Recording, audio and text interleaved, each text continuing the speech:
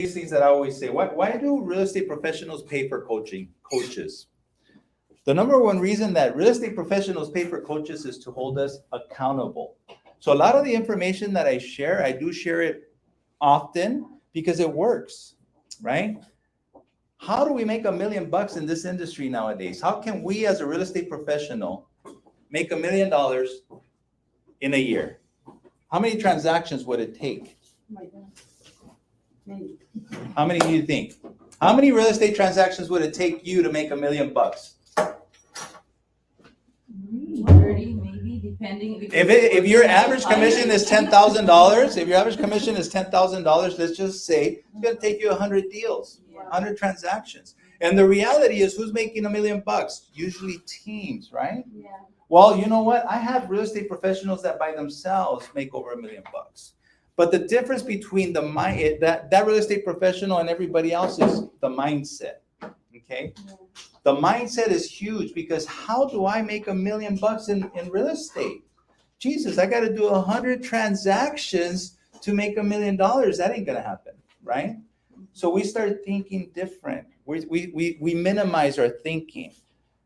In reality, I have real estate professionals that make $1 million, but we think different, right? We think different. When I got into this real estate business years ago, over 30 years ago, I was door knocking. I was transactional. I kept thinking, hey, you know what? If I want to make $100,000, how many listings do I need to get? Or how many buyers do I need to put in escrow? That's very transactional. But I learned really quick because I was only 19 years old. And when I was door knocking, nobody wanted to deal with a 19-year-old cholo looking kid. I look like a little cholito knocking on doors, right? So they're like, hey, you know what? And I'm like, I'm Mike very scripted out. I'm trying my best, but it was hard to get any kind of leads, any kind of traction. But then I started picking up on certain things.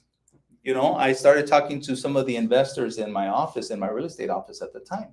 And he goes, you know what? When you come across certain deals, certain people, certain homeowners, certain properties, ask them if they're open to a cash deal. Ask them if, they'd be willing to take a cash offer on their property. Don't ask them about listing it. Don't ask them if they're thinking, whatever. Just say, hey, you know what? I'm working with a group of investors that are looking to purchase property similar to yours. Would you be open to a cash offer? And I was only 19 years old. Well, guess what I started doing is what started happening. I started getting more traction. More people started actually paying attention. And a few then started saying, well, yeah, I am interested in a cash offer. So what I would do is I would say, you know what, Mr. Homeowner, I need to take a look at your property. I'm going to run back to my office. I'm going to run some numbers, and then I'm going to come back, and then we're going to offer you a cash offer that's going to be fair for both you and us. Is that fair? Yes. I would run back to the office, not to run numbers, but to get the investor. And him at the time, he used to drive a Lamborghini in the city of Bell Gardens. All right. He was the only Lamborghini in the city of Bell Gardens. I would come back in his car and we would pull up, and I'm waiting for like some kind of great listing presentation or something. But the guy would just come out with his folder and say, so I hear you want a cash offer on your house. Yes, I do. Great. You mind if I take a look at it? Sure. We would look at it. Then he'd come back and he'd make them an offer, a cash offer. And he would say, by the way, you can just take what you want. You don't have to clean it up. Everything you don't want to take with you, just leave it here. You know how many deals we did that way? All of a sudden, I started saying, holy shit, there's something to this, right? It clicked in me that it's not about being transactional in real estate. It's about finding deals. It's about finding business. It's about finding opportunities. But yes, are we a transactional business? Are we a transactional, do we need listings and buyers and stuff to survive? Yes. But we've got to have that mindset like, hey, how do I make $1 million? Because I think we all got into this business, right? To have some kind of wealth, to generate investments. You talked about earlier how you wish somebody would have told you like, hey, I invest in real estate. Mm-hmm. So we get into this business because you know what? Hey, I want to, when I someday decide to retire, or not even retirement, I want to have enough income, maybe from rentals, right? I want to be able to come to you and say, hey, how much money are you worth? Not how much money did you make last year, right? It's a big difference, right? If somebody asked me, say, how much money did you make last year? I could tell you what I made. But what makes me more proud is how much money am I worth? And that's the mindset. that we have to really start separating ourselves from just your typical transactional real estate professional, right? You guys with me? Mhm. So we really have to think about, why should I really start trying to become a more listing dominant agent? Why? Number one, guess what? If you're effective enough, you make a lot more money in less amount of time. Okay? A lot more money in less amount of time. Why? Well, number one, typically, historically, listing agents typically will make more money in a transaction than the buyer's agent. Is that fair? Yeah. Fair enough, right? So you'll make more money being on the listing side. Therefore, guess what? You got more quality time to spend with your family, maybe on the weekends. You don't have to go show the buyers all the way to Victorville on a Sunday while your family's having a carne asada, right? You don't have to do that, right? So I want to make more money in less amount of time, period. Number two, much less competition. A lot less competition. Typically, historically, again, only 10% of real estate professionals hunt for sellers. And when I say hunt, I mean they go all out looking for sellers, right? Out of everybody in this room, who can honestly say that you are a seller hunter, that every single day you do everything in your power to find sellers? Therefore, guess what? There's much less competition. I'm telling you, I could load up this room with 100 agents and very few people will raise their hands. But we all know that historically, again, who makes more money in the real estate business? The listing agent or the buyer's agent? Who is usually filling up the board? Who's the top producer? Who's the one getting all the awards? Typically the listing agent. But yet, even though we know this, we tend to stay, we sit on the sidelines and clap for the listing agents. Yay, good job. We know what we're supposed to do, but we don't do it, right? Much less competition, people. But the one that I've grown to love more than anything, guess what? This is how we find investor-friendly deals. If I'm hunting for real estate sellers, guess who finds those deals? Because I could be talking to you as a seller. You could be either a listing, right? But at the same time, guess what? He could be a really nice possible flip for me or my investor, right? Am I going to find him as a seller if I'm driving buyers around? No, you're not. But again, like what happened to me when I was 19, I started knocking on so many doors. I would knock 8 hours a day. You guys know the story from when I said it before. I would knock 8 hours a day. I was running into deals like that. So the first thing we want to do is we want to start looking at investor-friendly deals. Look at this. The average realtor making $63,000 a year. Who can survive off $63,000 a year anymore? Right? But guess what? A lot of people are comfortable making $63,000 a year. Would you agree? I'm not saying you guys. Jesse, can you give some water, please, man? A lot of people are comfortable making $63,000 a year. Look at, they prospect 24% of the time. They're, buyers, sellers, whatever. 2 hours a day, they're prospecting. But I want you to look at the blue one, active selling. They're really only negotiating about 5% of their time. They're not what we are, which are salespeople. They're not negotiating. They're not in the game. They're basically just running their day, their business by just showing up and doing the things, what most real estate agents do. Like I said earlier, you could have an escrow and you show up today. What are you going to do? You're going to work on your escrow. The one dang escrow. And then tomorrow you come back and you say, I'm going to work on my escrow. That's what most real estate agents do, right? Well, guess what? On average, they make 63 grand a year. But the elite realtor, look at the difference. And that's not, I want to say this, that is not because they close 100 or 80 deals a year.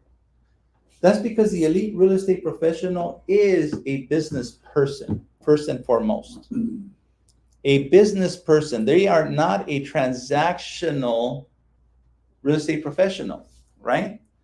So if I'm prospecting, right, but look at how much I'm actively selling. Means that I'm negotiating. I'm looking for deals. I'm making offers, right? We talked about this a little bit the other day. Is like, you know what?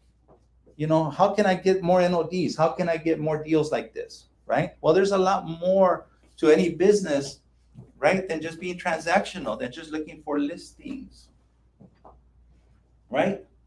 First and foremost, mindset. You got to fix that mind. Because if I'm a millionaire real estate professional, I better act like it, right? I better start taking action as if I'm a millionaire, right? My emotions, my feelings, I almost have to be cocky with what I do, right? It's confident, but almost borderline cocky, right? Like I'm that good. I'm going to go prospect because I know I'm good and I'm a millionaire and this is how much money I make. I don't like wasting my time with things that waste my time or people that waste my time because I'm worth way too much money to be wasting my time with anybody, right? But yeah, guess what? Unless you believe you can make $1 million in a year, right? You are or you're not. You either believe it or you don't. If you truly, truly believe it, if you truly feel it, you can do it. But if you have doubts, guess what? Your emotions and your feelings are going to carry that doubt that you have. Therefore, guess what? The action you take is also going to carry that doubt, right? So you're going to take a lot less action. Because if I'm a millionaire real estate professional, I feel, hey, I'm worth $1 million. Man, I'm going to talk to as many people as I possibly can. That confidence is just going to exude, right? Boom. But if I have doubt, guess what? I'm going to talk myself out of doing certain actions because then I'm going to say, well, the market isn't that good, right? Oh my God, everybody's knocking on notice of defaults. Why am I going to go, right? That's doubt setting in. Whereas if you have no doubt, I don't care who's knocking on that notice of default. That notice of default is going to be mine, right? There's a big difference in that mind game that we play with our own personal self, right? Our own personal head. And guess what? When you have no doubt and you take the actions is when you're going to get the results that you're looking for. How many millionaire agents do we have here? Raise your hand. How many want to be a millionaire agent? Well, guess what? If you want to be, you become that now. You cannot say, I want to be. You say, I am. Am I right or wrong? I am. I am this. I am that. Shit, I was the title boss before I became the title boss. I hadn't even opened one title order and I was like, hey, I'm the title boss. Like I knew I was it, right? Like nobody knew. I am, therefore I became, right? So you've got to have your thoughts. It's a full circle comes full circle. Now, when we're prospecting, if you're looking for listings only, guess what you find? Only. How many listing agents out there, they get a listing, and that's all they get is a listing. They never find an investment opportunity, which is kind of weird, because all they do is look for listings. They go in there, they give their best listing presentation, they give the full marketing report. They're going to say they're going to give them top dollar. By the way, we're going to take 6 months and we're going to do this and that. And you as a seller, you're going to be like, holy shit, I don't want to go through all that. Okay, I'll give you a call when I'm ready, right? And here comes Hugo and says, hey, are you open to an all cash offer? You know what? You can leave whatever you want behind, take with what you want, and I'll close whenever you're ready. Then you say, oh, I like that better. No hassle. And then what happens? The top listing agent says, shit, how did this thing even went off market? How did he get the deal? Well, guess what? Sometimes when all we look for is listings, that's all you're going to find. You're not going to realize that there's deals within that homeowner, that seller. But you got to know who your audience is, and you got to know how to actually approach your audience. Is that fair? Learn to speak the magic script. This was, I was all Mike Ferried out. How many of you guys know who Mike Ferry is? A million scripts, right? Well, my magic script came from that investor that says, hey man, just tell them that you want to give them a cash offer. I was like, this isn't like Mike Berry, you know? And that's what wound up working for me. Now, is there a tactful way of doing it? Of course. You're not just going to go to somebody and be like, hey, give you cash for your house, you know? Imagine me, 19 years old, saying, I'll give you cash for your house. I had like, you know, all beat up, same clothes, same suit that I've had all week probably, right? But here's the deal. When we're prospecting and we're approaching sellers, right? However it is, or whoever it is, or whoever, you know, well, whoever the actual homeowner is, it doesn't matter. If you know who they are and what their situation is, you always start the same way. You leverage something. Hey, neighbor, call them neighbor because you're their neighbor. They don't think that you're some kind of weirdo knocking on the door. Hey, neighbor, you got a minute? I just wanted to stop by because we just sold one of our neighbor's house here for top dollar. And I was just wondering, for the right price, would you consider selling yours? Right? See what they say. If they say, well, what house did you sell? Now we got into a conversation, right? But let's just say they say, no, I'm not interested in selling it. Well, that's where then I go into my magic script. You know, I'm currently working with a group of investors, or I am currently investing if you're in the market to buy, or I am currently investing in real estate property here in this particular area. Are you open to an all-cash offer? And just wait and see what they say, right? Because you might be surprised that somebody says, well, how much would you give me, right? All of a sudden, guess what? You have a possible deal because of the type of homeowner that we're dealing with, right? Now, would you be open to an all-cash offer? When we're talking to these homeowners, since this is a little smaller group, I'll bring this out. When we're talking to these homeowners, we want to make sure that they understand what my intention is. Obviously, my intention is to give them the most amount of money in the least amount of time with their current circumstances, right? Some of these properties might be in a bad state. And you know what? We're real estate professionals, so we want to disclose, Mr. Homeowner, by the way, this is a cash offer of, let's say, $500,000. But you know what? The investor is going to put $100,000 into this property, and therefore they're going to turn around and possibly sell it for this price. Now, if you feel up to it that you can do that yourself, I highly suggest you do it. Or, again, take the simple, easy route. Let somebody take on all the risk and let them cash you out, at the price that you actually would accept. Is that fair? Yes. Now, we use a specific, for the majority of these leads, we use TitleTOOLBOX.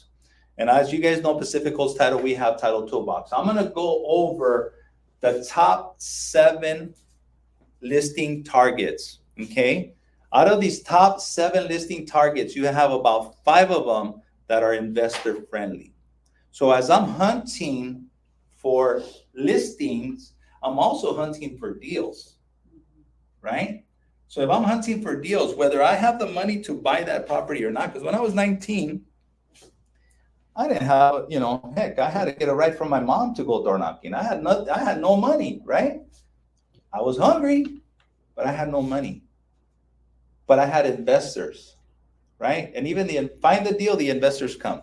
Am I right or wrong? So the number one focus is going to be notice of defaults. Notice of defaults and notice of trustee sales. But let me explain these notice of defaults and notice of trustee sales to everybody. Because there's a different grade of motivation between these notice of defaults, right? And notice of trustee sales. Because the reality is, when it's a brand new notice of default, they still have 90 days to fix the problem. And they think they're going to be able to fix it with the bank, right? So the new notice of default is not very motivated. So what happens? Your typical real estate professional will go knock on their door. They don't sound motivated at all. The realtor gets discouraged and says, okay, thank you, have another day, a great day. And they leave and they never bother coming back.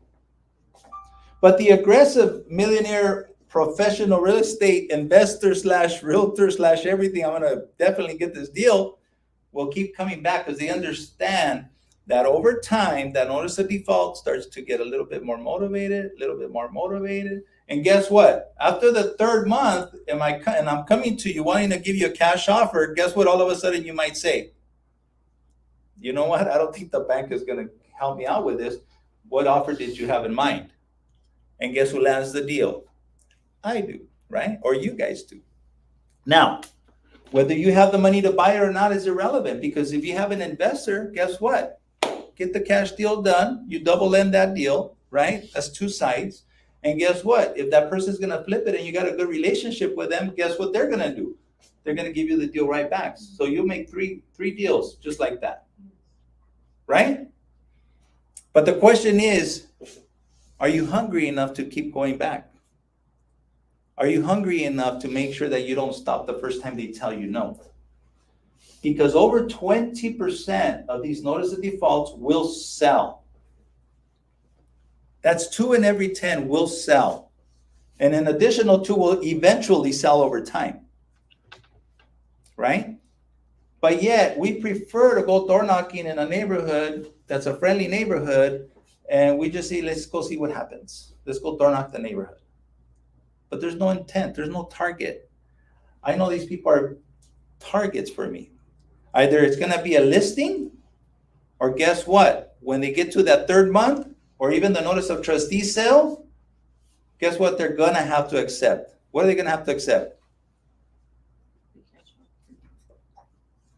A cash offer. These are the deals that you always see off market, closed, and you're just like, what the heck? I didn't even see that thing listed, right?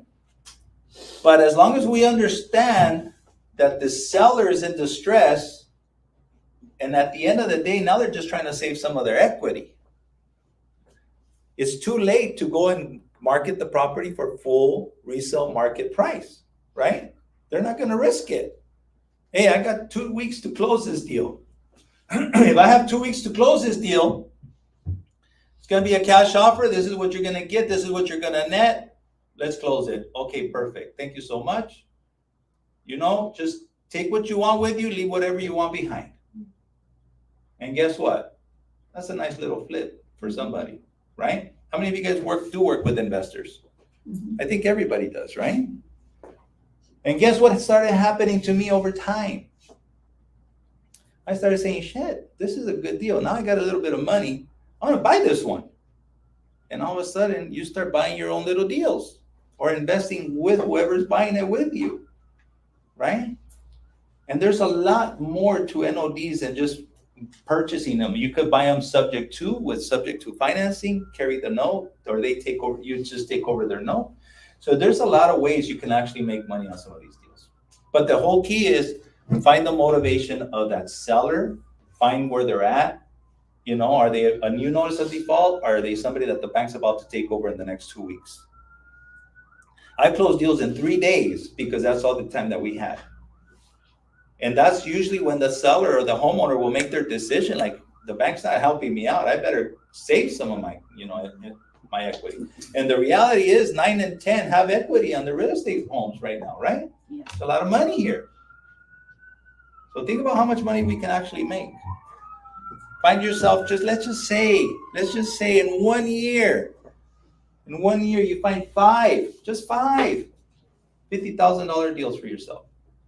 It's 250 grand right there. How many transactions, if we're transactional, would it take to make 250 grand? 25? How many open houses are you gonna have to have? How many buyers are you gonna have to run around? Right? So you can see how the process is like, hey, we just gotta become listing dominant and start targeting specific homeowners that we get through TitleTOOLBOX, right? Number 2, affidavit of debt. Oh, by the way, as you can see on the action, I always put, what's the best action? Because I always have people saying, oh, you know what? I pulled, the NODs from TitleTOOLBOX and I mailed out to them and I don't get anything. Well, yeah. You and everybody else, nobody wants to go door knock anymore, right? I want to go talk to you. I want to go tell you that I just sold a property in the neighborhood. I want to go leverage a particular deal. I want to let you know that, hey, I can get you a cash offer for your property. I do have an investor that's willing to purchase your property all cash. But that's best communicated face to face. Don't wait for them to call you or somebody else. You show up, right? You show up and you be that person that creates that contact. And I'm gonna share something that happens to me and my husband in 2001. Somebody knocked at the door and says, do you wanna sell your house? I can give you so much money. And I said, well, no, we're not interested in selling. And he's like, well, you don't have a choice. I said that you're selling. I'm like, what? Why? What's happening? I didn't know. My husband never told me because he didn't want to stress. Because we had a second on the house. I told you what happened. We went to bankruptcy because of the business. But he was paying the mortgage, but he wasn't paying the loan of $40,000 that he cashed out to build a pool. So that second mortgage was foreclosing on us, but I didn't know. He's like, you want to sell, you want cash? I'm like, what are you talking about? No, I don't want to sell. I'm like, well, you don't have a choice because it's going to go to sell. But he was like rude, and I was like, I panicked. I called my husband crying. I was like, what's going on? He's like, don't, calm down. Worry about it. But he was like, I was like, don't do that. Try to be nice. If you knock on the door, because after that, more people show up, and I didn't even open the door because it was like a week of people showing. But the first person was like rude, and I was like, what? After all that, we have 9 properties right now, pre-pay off, and we start doing the flipping. Yeah. And we have the license because of, this is a good business. But the foreclosure part was, oh my God, I'm still shaking just remembering thinking of it. When that person came. So imagine the same thing when you're knocking on the other people. Yeah. Imagine now being on this side of the door, right? And that's why we don't tell the people. It's kind of difficult. I always tell people, hey, you know what? Don't knock on the door and say, hey, sucks to be you. You're losing your house. Yes, Like, hey, did your husband tell you? No. Right? So the reality is that's why we want to leverage something and then, kind of come back to it. And then at the end of the day, trust me, if they are or have an intention of selling, it's like me. Like I always say the cash offer. Why do I like that so much? Just like right now, I always say, you know what? People selling cars now, right? You can put your car up for sale on cars.com but what do we do now when we want to sell a used car? We take it to CarMax. We take it to somebody that's going to give us cash. We don't want to deal with it. We don't want to deal with a headache. Well, guess what? A lot of people don't want to deal with the headache of selling a home either, right? And it kind of goes that same way, especially a lot of these people that are in a certain they don't even have a choice, right? Like that person tell you don't have a choice. Yeah, you don't have a choice. You have to sell. But then about that time when I called my husband panicking, he's like, I already set up. I mean, we're gonna send 3 payments of so and so and so. Don't worry, everything is taken care of. But I panicked, and I was like, I was like super stressed and mad at him. But he's like, I didn't want to tell you because so on that he can be fire back on us if we don't try to be nice. Yeah. And then I didn't want to talk to that guy ever. Yeah. I didn't want to see it. If there was a situation, I'll be maybe next person. I will go down, do the thing. Not the first one. Now, number 2, we have a specific target again, affidavit of death recordings. Okay. Affidavit of death recording. The best action is, again, door knocking because somebody passed away, right? You're not going to knock on the door and say, is Hugo here when you know he passed away? So obviously, we're going to knock on the door. And what are we going to say? Hey, neighbor, you got a minute? Because we don't know who we're talking to, right? Hey, neighbor, you got a minute? I just wanted to stop by because we just sold one of our neighbor's property here in the area for top dollar. And I just was wondering, for the right price, would you guys consider selling yours? Now, remember, when there's an affidavit of death recorded, it could be a surviving spouse that still owns the house, right? But is there a life event? Are they going to go through some kind of, like, man, maybe they can't afford the house anymore, right? And a lot of times they're elders, the house is dated, whatever it is. It could be a trust situation where, you know what? The kids are inheriting the property. And they just want to dump the house. They just want to get rid of the house, right? I don't want to deal with this thing. You know what? Hey, you know what? Would you be open to an all cash offer as is? Just take what you want. We'll worry about all the rest. When you're a kid or somebody that, has, maybe you have money yourself already, and you'll be like, yeah, you know what, I don't even want to deal with this, right? Have a trust situation or even a possible probate situation. It doesn't matter. At the end of the day, all you have to do is find who the decision maker is going to be, and then you talk to that person, right? And there's so much money in there because, again, when somebody passes away, think about the opportunity not only to get the actual listing, but again, possibly find a possible investment deal in there. Okay. And remember, at the end of the day, what are we looking for? We're looking for deals. The listings will come, but we're looking for deals because that's where the money's at, right? If I talk to you and I see $50,000 that I can make in a possible minimum, let's say $30,000. I'll triple in this deal, right? Worst case scenario, you tell me no. What do? I just convert you right into a listing. See what I'm saying? So I don't lose anything. It's bad when we look for the listing first, and then now I can't convert you into a deal, right? Because now I'm all full price, top dollar, and I'm trying to totally sell you on the scripts. You guys got it? Number 3, probate. Probates are a great source of business, great source of investment-friendly deals as well. Why? Because obviously somebody passed away and somebody's about to inherit this property. And as long as the property is not listed, right? Just find out. You know what? Show up. Hey, neighbor, got a minute? I just want to stop by because just sold the property here in the area for top dollar. And I was just wondering, are you guys open to an all-cash offer on yours? Let's say it's a probate situation and you answer the door and you're not the decision maker. Maybe Jesse is, but you say, you know what? I'll take your card. Let me give it to the person. And then you hand it to Jesse and say, Jesse, this guy wants to make you a cash offer on the house. Well, let me call him. Right? Yeah. You see what I'm saying? It's so different than when we're just door knocking. Hey, you know what? The market is hot. There was 10 homes sold last year. And, it's like, it's irrelevant. People don't want to deal with that. People don't want to get sold, right? So it's important that we know that just show up, you know what, friendly, as somebody that's doing business in that neighborhood. That's why I always say, always source a listing, a transaction in the neighborhood. So you can say, we just sold the property in the area or in the city. You can call them neighbors, right? And at the end of the day, ultimately are you open to a cash offer, right? That's what I want to do. And guess what? I'll pay attention to stuff like that. But if somebody just comes to my house, knocks on my door, and just basically, I know they don't even know what to say, how to say it, and they're already trying to sell me on something, I'm not even going to give them the time of day, right? But again, best action is to door knock these people because people passed away. You don't know. You want to go find out who's the decision maker here, who's the one that's actually going to sell the property. And again, very investor friendly, these sellers. Number 4, divorces. Very high listing target, not necessarily investment friendly, but guess what? One of the highest listing targets we have. Because when somebody files for divorce and they own a house, what are the chances that they're going to have to sell that house?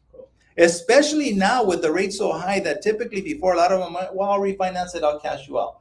Right now, even if they refinance it with the rate so high, they're like, I can't afford to even keep this house, right?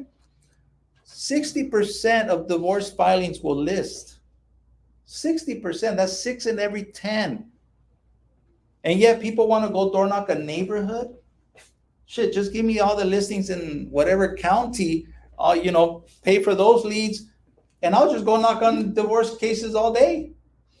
See how many listings I can get. Because even if they know somebody in the business, typically they won't go with that person. They want somebody new, right? Somebody that neither of the parties have a relationship with them. But again, remember, it's about the conversations we have, but more importantly is how effective we are in those conversations. Who am I talking to? Who am I talking to? Who am I spending 4 or 5 hours a day knocking on doors, and who am I talking to? Because if you talk to your typical real estate professional right now that just goes door knocking, they're going to be in the $63,000 a year bracket, even if they do go prospect, because they're not being effective with what they're doing. Does that make sense? I hope I'm kind of making it clear. Again, the best action, door knock. Door knock, door knock, door knock. Act like you're door knocking the neighborhood, right? Start 2 houses to the left, knock on that one, and then go to the right, and then go to the next house, right? Don't come in and park right in front and be like, yeah, I don't know, you're getting divorced. Like, are you getting divorced? What's going on, you know? Who cheated on who? What's going on? But at the end of the day, you know who your target is. And remember the mindset that I talked about at the beginning when I said, I'm a millionaire real estate professional. I know you want to sell. And guess what? I'm here to pick up that listing. That's how good I am. That's all in the mindset that we carry.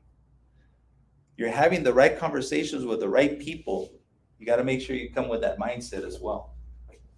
Make sense? Yes. Expireds for sale by owners. These are not on title. These are not on TitleTOOLBOX, right?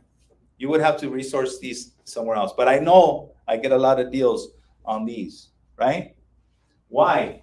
Guess what? About 50% of people that expire, their listings expire, they will eventually relist. That's a big number, a big number. Best source of action, door knock them. Best source of action, door knock them. Very high listing target. Now, a lot of people call them, right? That's one of the main targets. Mike Ferry's like, call expires, call. You got a million people calling them, but only a handful that go and visit them, right? Only a handful that go and visit them. So the reality is, who are you visiting? Remember, how effective are you being? Where are you spending your hours? And remember, at the beginning, we say, hey, we want to be listing dominant. Why? Because that's where I'm going to find my deals. So if I'm going to be prospecting, I'm going to make sure that I'm prospecting 4 or 5 hours a day. I used to prospect 8 hours a day. When you ain't got no business, you ain't got nothing else to do. So what do? You go prospect.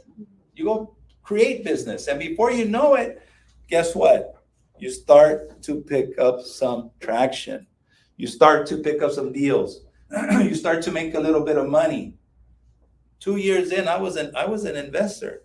I was already, at 21, I was already buying real estate, right? And it just had so much to do with who I surrounded myself with at that time, right? Because if it wasn't for those people, I'd probably still be like, in the $63,000 club, trying to figure out this business, right? Because that's what a lot of people do. There's thousands of real estate professionals, and we all have the same opportunities. But unless you start surrounding yourself with people that are taking a certain action, you're not going to know about it. You're not even going to think it's even possible, right? But is it possible? Absolutely, right? All right. Nice. Number 6, tired landlords. These are awesome. These are one of the best ones. Why? Because these are investors that have owned their real estate investment for over 20 years. So think about a real estate rental that's somebody has owned for almost 30 years. What kind of shape is that house in? Pretty bad, right? You got a tired landlord and a tired house, right? Both of them. Guess what? Very investor-friendly seller. Love the cash deals, because if your investment costs you $100,000 and now it's starting to give you headaches, right? And I come to you and say, hey, are you open to an all cash offer on your property? That investment that you have that's falling apart right here in Fontana? Well, how much you give me, right? Let's say that I give you $500,000. You bought it for $100,000 30 years ago. Be like, holy shit, okay, I'll take it, right? Think about it. The tenants are giving you a hard time. The HVAC just went out. What's next? It's about being at the right place at the right time. That's finding a deal. All of a sudden, you got a nice flip opportunity to go with, right? But if we're not taking the calls, if we're not making the calls, and again, it's all data. You could pay for all this data. And they're cheap, like 5 cents a number, 8 cents a number, something like that. Super cheap, which we can share with you guys how to get them. Empty nesters. Very investor-friendly sellers. I mean, these elder people, they're the ones that are calling like 72 sold because, they're saying, hey, cash for your house, no problems, this and that, make it easy. And, these people are calling in asking for these cash offers. So why don't we basically, instead of waiting for them to call in, let's us talk to them, right? 30+ year homeowners. Houses a lot of them are dated, a lot of them need a lot of work, a lot of hoarders, a lot of them have, guess what? A lot of them are not. A lot of them then, we get a listing though, right? So remember, we look for deals or listings, right? What if you did this every single day? Let's just say 5 hours a day, 5 days a week. We were talking about my work schedule a little earlier, right? 5 days a week, just go to town. Go to town. This is what I do. My job is to talk to sellers. Imagine you did this 5 days a week, every month, every year, except when you take off like to Sicily or somewhere cool like that, right? Think about this. What if you did that? What kind of opportunities would you be walking into? And I'm talking about every day. I'm not talking about only when you feel like it. I'm talking about like a job. My job, what's your job? Is to go find me some sellers. Go find me some deals. That's my job, right? Put them in escrow. Let my TC do the business. Let me go find some more. Right? Now put it in escrow, and then now my job is to babysit that escrow for the next amount of days. But the reality is there's so much money in this business, right? So like I said, the majority of these we get through our PCT Title Toolbox. You got to get with us because you know what? What you do with the resources you have is going to dictate how effective you are. You all have these resources. You all have basically everything that I talked about. It's in front of you. The only thing that I can't do is basically put you to work, knock on your door and be like, hey, how come you're not a door knocking no more yet? Like what's going on, right? Everything you have, the resources are there. So extraordinary results come from the decisions we make and the actions we take. So you do have a choice. You have a choice of how you want to run your business, what you want to do for your business. How much time do I want to invest in my business? Do I want to become listing dominant, or do I want to keep on doing what I'm doing now? Do I want to be a part of the $63,000 average realtor income, or do I want to become a part of the millionaire club?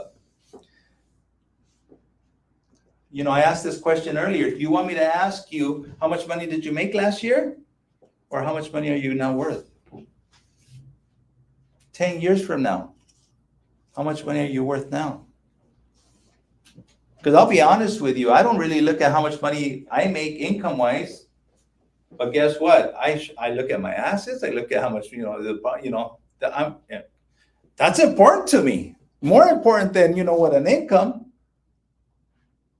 right? Simple math. You got 10 properties, and in 1 year, properties go up 10%. How much money are you worth now? Whether you made $100,000 that year or not in income, how much money are you worth now, right? So in reality, that's what we want to look at. Start thinking of treat yourself like you're somebody that's more than a transactional real estate professional, right? You've got to take that action. Now, remember the drivers. The drivers are the lucky 7. The 7 sources. Which ones were they? Notice the defaults. Affidavit of death, probates, divorces, tire landlords, expireds, and empty nesters, right? And then the action, remember what was the best action to take? Whether it was going to be door knock, right? Which was usually out of the 5 of them, that was the best one. Why? Because I want to see you. I want to talk to you. And like you say, if there's a lot of people targeting you, so be it. I'm so confident that I'm going to get this deal, right? That's where the money is. It's not, it shouldn't deter you. Feel good that, hey, I'm dealing with some good targets here. That's why there's people going after them. What am I going to do better? No, look, nobody's going after these people because let me just go after these because nobody's going after them. No, let's take action. Slow and steady. This is not a get rich quick scheme. It's not. But it is a get rich process. You understand that difference? Yeah. You do this day in and day out. Over time, trust me, you will become wealthy, especially if you start learning and understanding that this business is much more than just a transactional business. It's much more than that. You can actually create so much within the next 10 years if you just completely focus on a process. Be efficient with the tools that you have, right? The resources you currently have. And you don't have to spend a ton of money to make this kind of money. You do have to spend time though, right? So either you're going to spend money or time, you're going to spend something. Am I right or wrong? And that's totally true because I'm a witness of that. I went through that. I have a business for 10 years where our budget's 760 a year. We built something that we totally lost, and then we start doing this, and within 5 years, we double whatever we did in 10 years. Wow. And then after that, it's just, we start with a $80,000 cash house that we buy.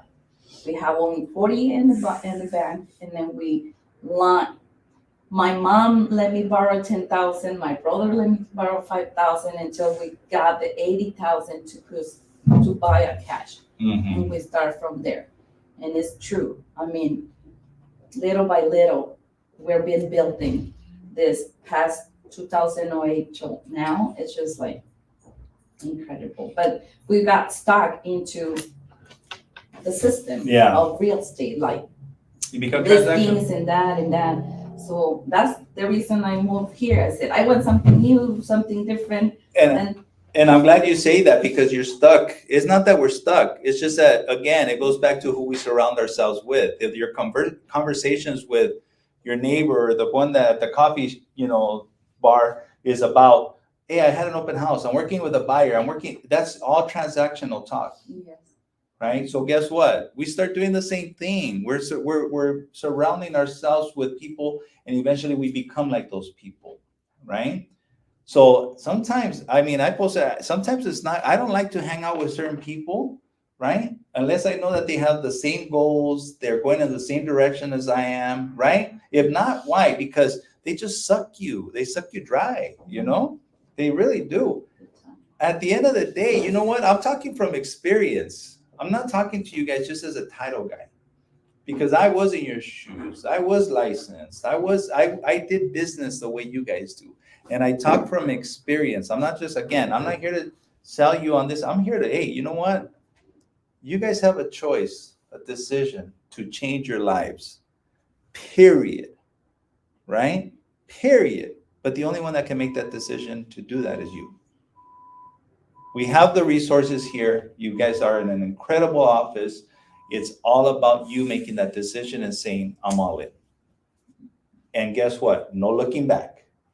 Because again, it's not a get rich quick scheme, but guess what? Over time, you'll be like, holy crap, I'm glad I did this. Right? Any questions? Nada? Nothing? Are we motivated to do something? I need to listen. Yes. I need to listen to people already. All right. Thank you guys. We appreciate it. Thank you for coming. Hopefully everybody was cool. How do you guys? But anyways, so now, if you guys